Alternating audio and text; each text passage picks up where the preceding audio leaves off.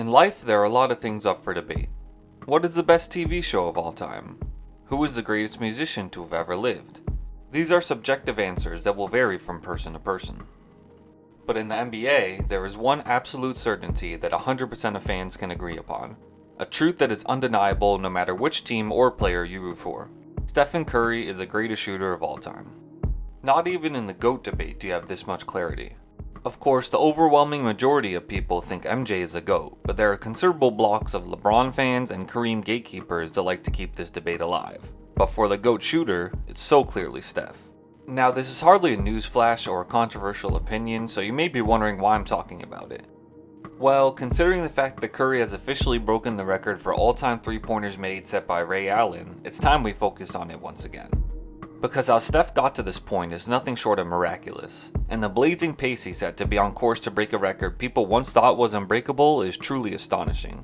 So let's dive into the journey Steph Curry took to three-point immortality, and why we shouldn't take it for granted.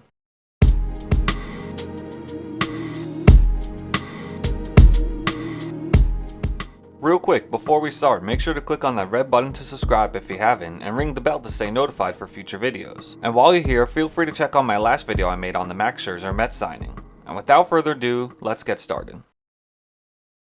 Back in 2009, not many people knew what to think of Steph Curry.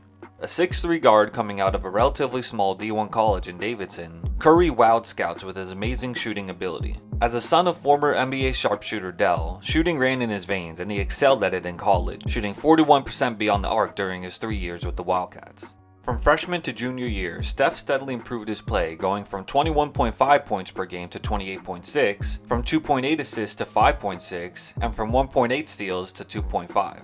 By the end of his junior year, Curry went from a relatively unknown prospect to one of the top players in college basketball. This was in large part due to his sophomore season when he led Davidson to the Elite Eight, scoring at least 30 points in his first 4 March Madness games. A 2-point loss to the eventual champions in Kansas did nothing to dampen his burst onto the national basketball conscience. Steph became a household name almost overnight, and at just 20 years old, Curry was the best shooter in college basketball and one of the best players in the nation, one that was attracting a lot of high-profile attention. As for the best shooter part, he proved as much during his time in college. In his freshman year, he set the NCAA freshman record for most threes in the season with 113. The next year, he set the record for most threes in any collegiate season. And then in his final year, he broke the record for most points scored in Davidson's history and led the NCAA in scoring. It seemed no matter what the naysayers had to say, Curry was ready to prove them wrong and was born to score at a high clip. However, despite his impressive college stats and the fact that he proved that he could lead a team in pressure games, many NBA scouts were wary of his ability and potential at the professional level. People labeled Steph as a tweener and a combo guard, not knowing whether he was a point guard or a shooting guard. Traditionally, someone of Curry's frame would run point and rack up assists as a true point guard, but considering his immaculate shooting touch, he came off as a shooting guard to many scouts. They also thought that Curry was too small and unathletic to make it in the league, saying his ceiling was limited. Ever since high school, people were saying the same things: too skinny and shoots too much. Essentially, people thought Steph was a shooting guard trapped in a point guard's body. And it was a fair assessment in some ways. Curry didn't actually start at point in college until his junior year, and in that year he struggled with his efficiency and ball control. Also, his shot selection was pretty questionable at times.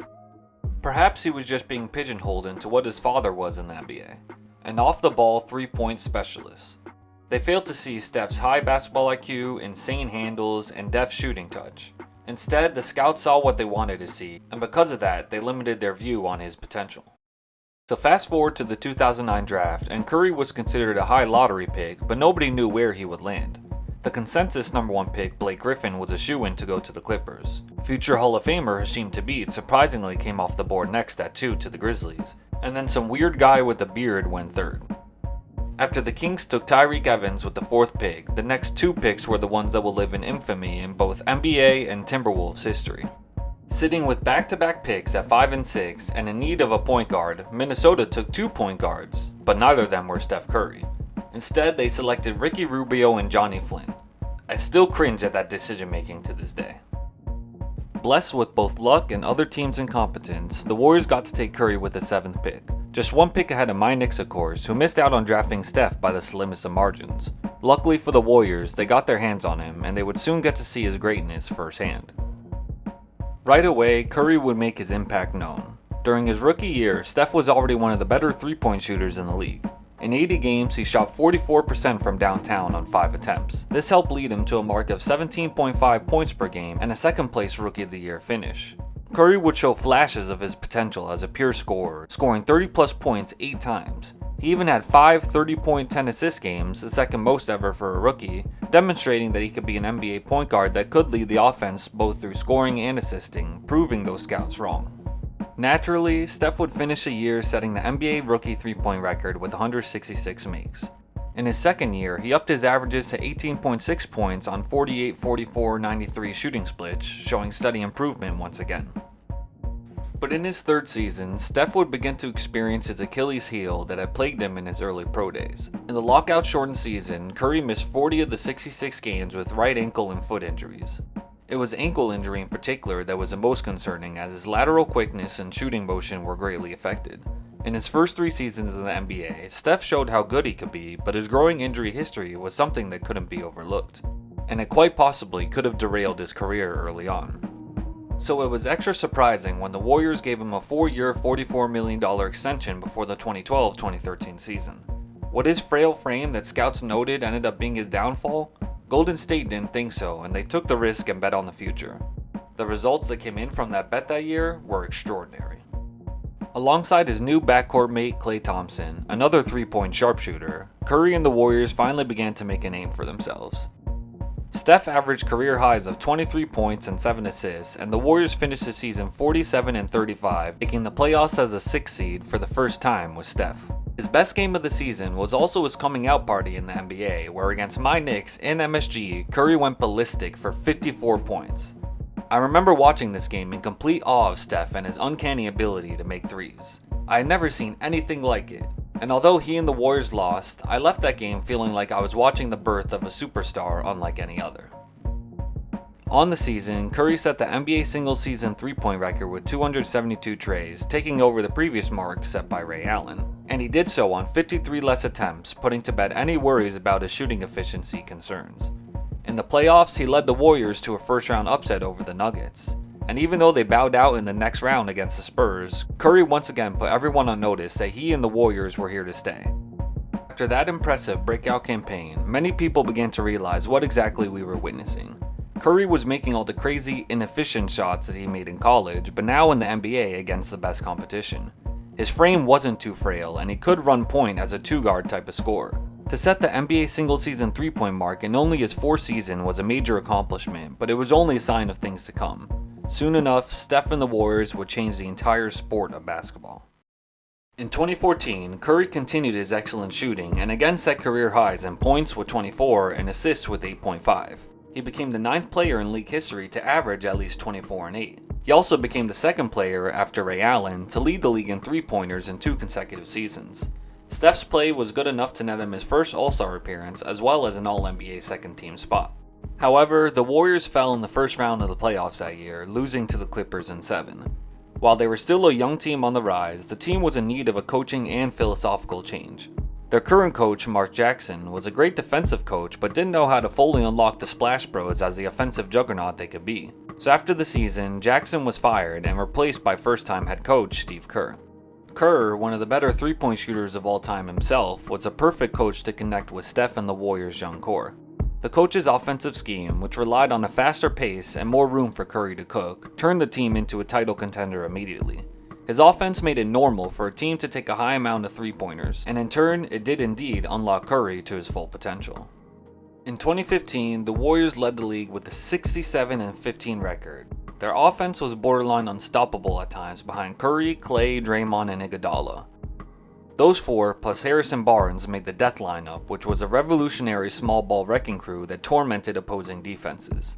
While Steph didn't have a major statistical jump in any category, the fact that he was the best player on the best team led to him getting the MVP. But it's not like Curry didn't have another magical shooting season. He broke his own single-season three-point record by notching 286 makes, even though he sat out most fourth quarters due to Golden State constantly blowing out teams. In the playoffs, he set the record for most postseason threes en route to the Warriors winning their first championship in 40 years. As good as Steph and the Dubs were in 2015, nothing will compare to 2016. The Warriors got off to the best start in NBA history, going 24-0, while Curry was lighting up to surpass Kyle Korver's mark of 127 straight games with a 3 made. And then in the next game, Curry's 2016 season was unlike any other in history. He obliterated his own single-season three-point mark by splashing 402 threes. He was the first to 300 threes just a few years prior, and now he was over 400 before the playoffs even started. Steph also led the league in scoring with 30 points per game, while also leading the league in steals with 2.1. For the first time in his career, he joined the 50-40-90 club, shooting 50, 45, and 91 on the season. And that 45% from 3 was on over 11 3-point shots per game. Simply incredible. This unprecedented shooting season from Curry led him to winning his second straight MVP, this time unanimously. It was the first unanimous MVP in history, and it was more than well deserved, as Curry led a 73-9 team, the best regular season record of all time, while having ungodly shooting splits. He was an offensive mastermind at the peak of his shooting precision. While Steph's playoffs were underwhelming in comparison, and his team blew a 3-1 finals lead, which is the one record I bet he wishes he didn't have, his numbers were beginning to stack up at an all-time level. By the end of his 7th season, Curry had made 1,595 threes, by far the most in the player's first 7 years. In the next 3 years, with Durant and an unbeatable super team by his side, he continued to expand upon that number. And all the meanwhile, Steph helped revolutionize the game during that sensational 5-year stretch from his first MVP to his 5th finals appearance. By shooting 10 threes per game and making 4.4, he normalized taking threes at a high volume. It was a simple calculus that flipped a switch in teams across the league looking to emulate the Warriors' success. 3 is worth more than 2. Crazy, I know, right?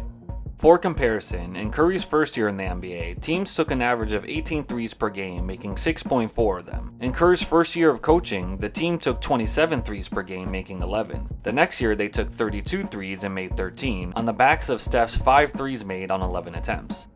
By accounting for over a third of Golden State's made threes in their record-setting offense, Curry changed the way the game was viewed. He widened the court, made long 3-point shots more acceptable, and changed the amount of threes hoisted by teams per game.